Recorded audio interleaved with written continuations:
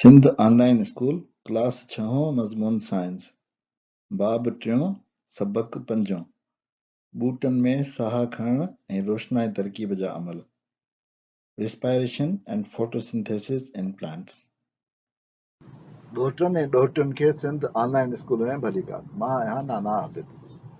असां पोयनि ॿिनि सबक़नि में ॾिठो त ॿूटा साह खणण जो अमल कीअं कंदा आहिनि ऐं ॿूटा सिज जी रोशनी जी मदद सां तवानाई मां खाधो या खुराक कीअं पैदा कंदा आहिनि ऐं उन अमल खे फोटोसिंथेसिस चवंदा आहिनि।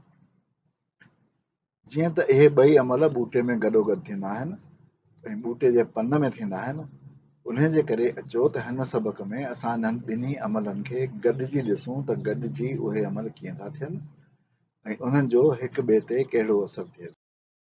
टें बाब जे टें सबक में असां ॿूटनि में साह खणण जे अमल जो तफ़सीली जाइज़ो वरितो हो। अचो त इनखे थोरो मुख़्तसरन वरजायूं या दोहरायूं।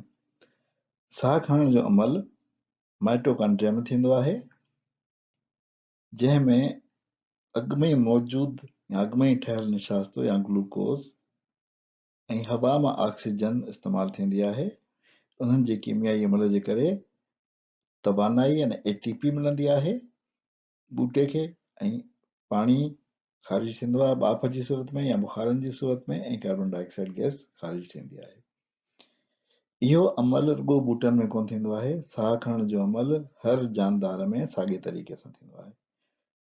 जो माइटोकॉन्ड्रिया में निशास्तो ऑक्सीजन जी मौजूदगीअ में सड़ंदो आहे ऐं कार्बन डाइऑक्साइड ख़ारिज कंदो आहे ऐं पाणीअ जा बुखार ख़ारिज कंदो आहे।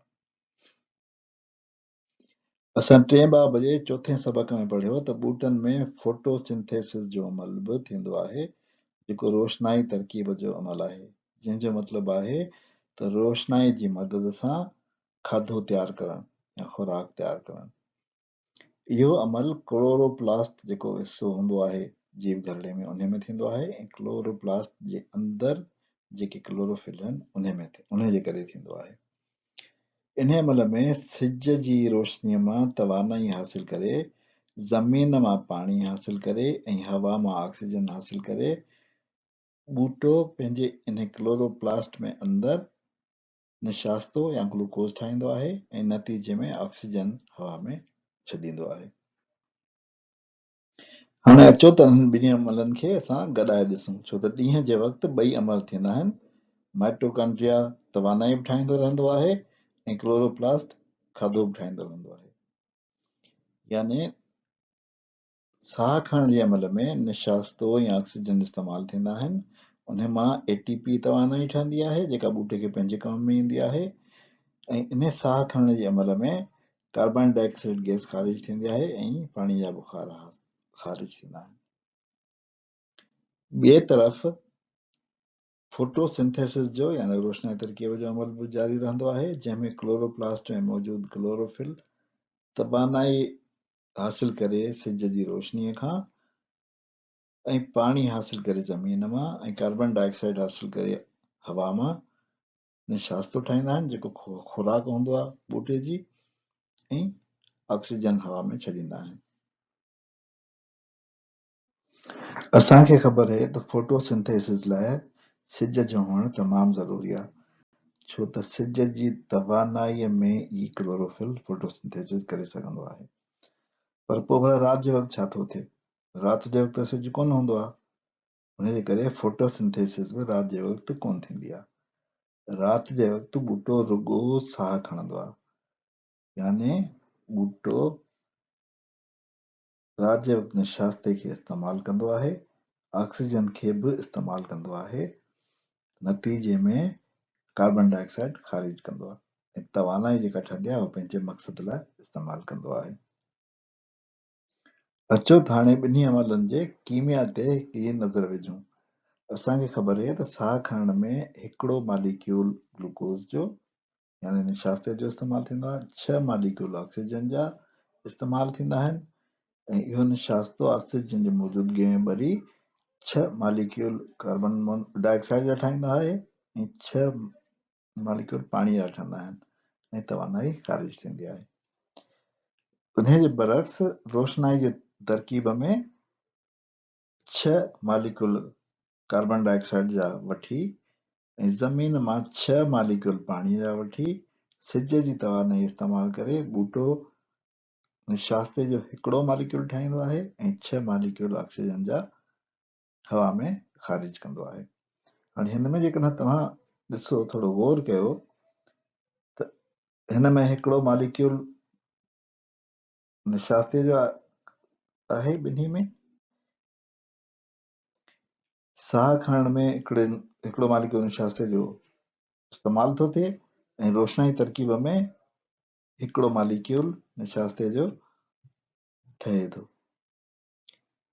साह खणण जे अमल में 6 मालिक्यूल ऑक्सीजन जा इस्तेमाल था थियनि ऐं रोशनाई तरकीब में उहे साॻा ई साॻा 6 मालिक्यूल ऑक्सीजन जा ठहनि था। साह खणण जे अमल में 6 मालिक्यूल कार्बन डाइऑक्साइड जा पैदा था थियनि या ठहनि था, पर रोशनाई तरकीब में उहे साॻा ई 6 मालिक्यूल इस्तेमाल था थियनि। साह खणण में 6 मालिक्यूल पाणीअ जा था ठहनि, पर रोशनाई तरकीब में उहे साॻा ई 6 मालिक्यूल पाणीअ जा इस्तेमाल था थियनि। सो ही छा आहे? यानी मां हिन साॻी मसावात खे ईअं बि लिखी सघां थो त हिकिड़ो मालिक्यूल ग्लूकोस जो यानी निशास्ते जो ऐं 6 मालिक्यूल ऑक्सीजन जा पाण में मिली साह खणण जे अमल में 6 मालिक्यूल कार्बन डाइऑक्साइड जा था ठाहिनि ऐं 6 मालिक्यूल पाणीअ जा था ठाहिनि या पाणी जे बुखारनि जा था ठाहिनि। पर रोशनाई तरकीब में वरी उबतड़ थो थिए, यानी 6 मालिक्यूल पाणीअ जा ऐं 6 मालिक्यूल कार्बन डाइऑक्साइड जा सिज जी रोशनी जी तवानाईअ में ठाहिनि था हिकिड़ो मालिक्यूल निशास्ते जो ऐं 6 मालिक्यूल ऑक्सीजन जा। यानी हिननि ॿिन्ही में साॻियो ई हिकिड़ो मालिक्यूल निशास्ते जो आहे, 6 मालिक्यूल ऑक्सीजन जा आहिनि, 6 मालिक्यूल कार्बन डाइऑक्साइड जा आहिनि ऐं 6 मालिक्यूल पाणीअ जा आहिनि। ॿूटनि में थींदड़ अमलनि जी कीमिया ते जॾहिं असां इहा नज़र विधी त असां छा ॾिठो?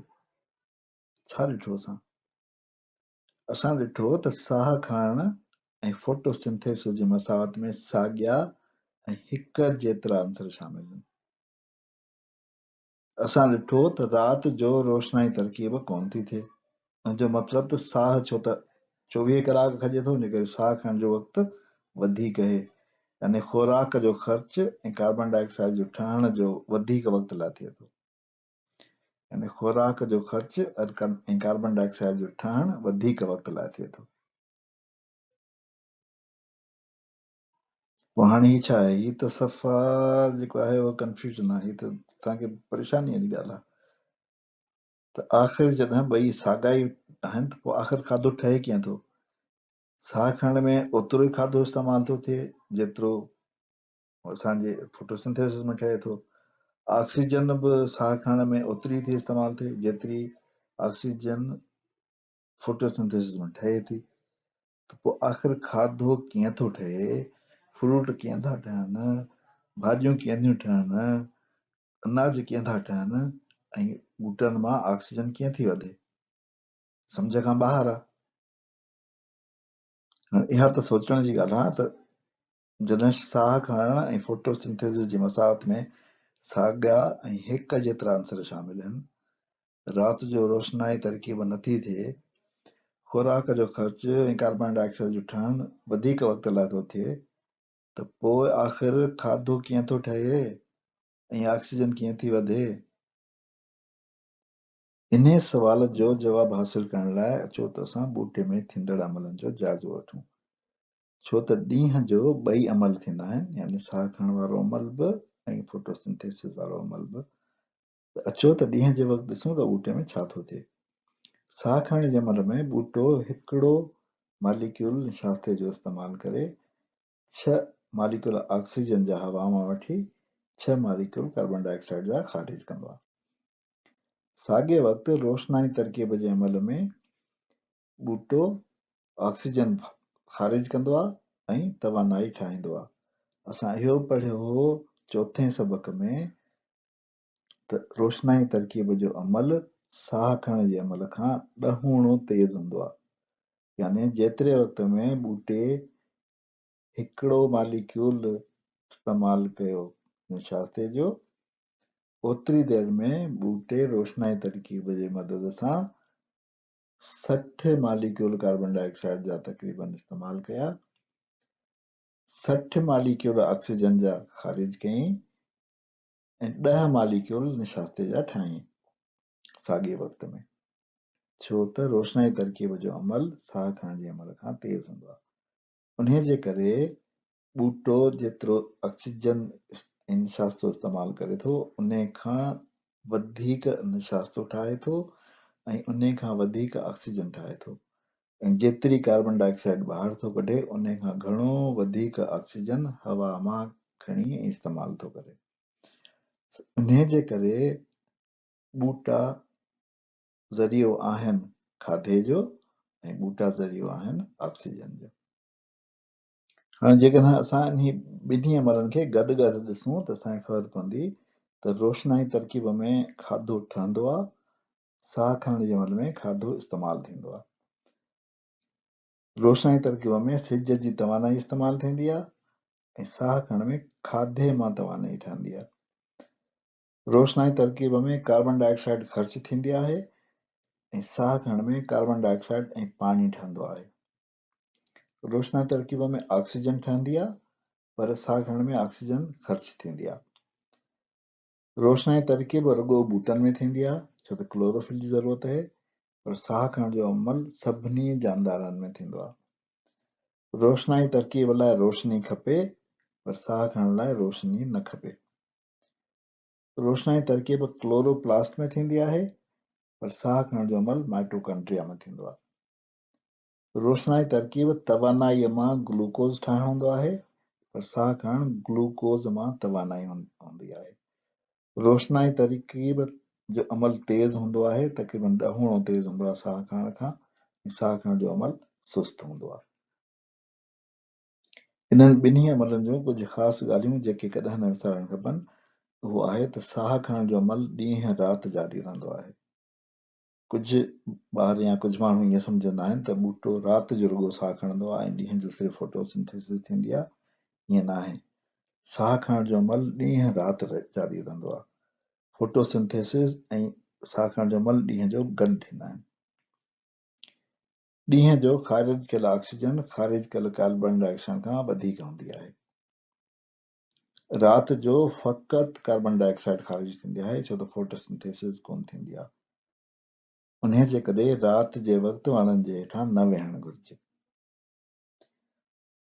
हिते तव्हांखे हिकिड़ी ॻाल्हि ॿुधायां मज़े जी त असां जॾहिं नंढा हूंदा हुआसीं त असांखे चवंदा हुआ तव्हां राति जो वण जे हेठां न वेहो छो त वण में जिन हूंदा आहिनि, उहे जिन माण्हू खे घुटो ॾेई मारे छॾींदा आहिनि। ऐं पोइ वरी ॿुधाईंदा हुआ वाक़िया असांखे त फलाणे माण्हू जे फलाणे ॿार खे ईअं थियो, उहो वण जे हेठां वञी वेठो हो, उनखे जेको आहे जिननि घुटो ॾिनो त हुते जेको आहे उहो मरी वियो, जिस्म ते को बि निशान कोन हुअसि पर मुंहुं पियो हो।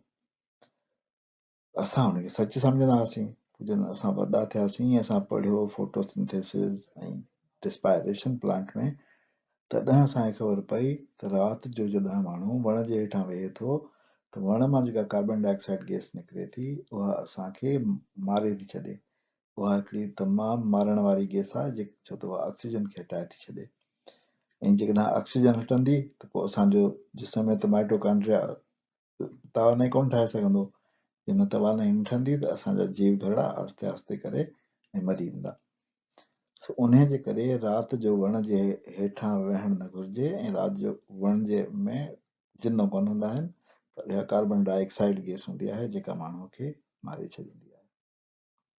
मूंखे उमेद आहे त तव्हांखे हाणे ख़बर पइजी वई हूंदी त साह खणण जे अमल जी ऐं फोटोसिंथेसिस जे अमल जी कहिड़ी अहमियत आहे असांजी ज़िंदगीअ में ऐं ॿूटनि जी ज़िंदगीअ में ऐं हिन सॼी दुनिया में। इन ते असां सबक़ जी पुॼाणी था कयूं। इंशाअल्लाह वरी ॿिए सबक़ में हाज़िर थींदासीं। ख़ुदा हाफ़िज़।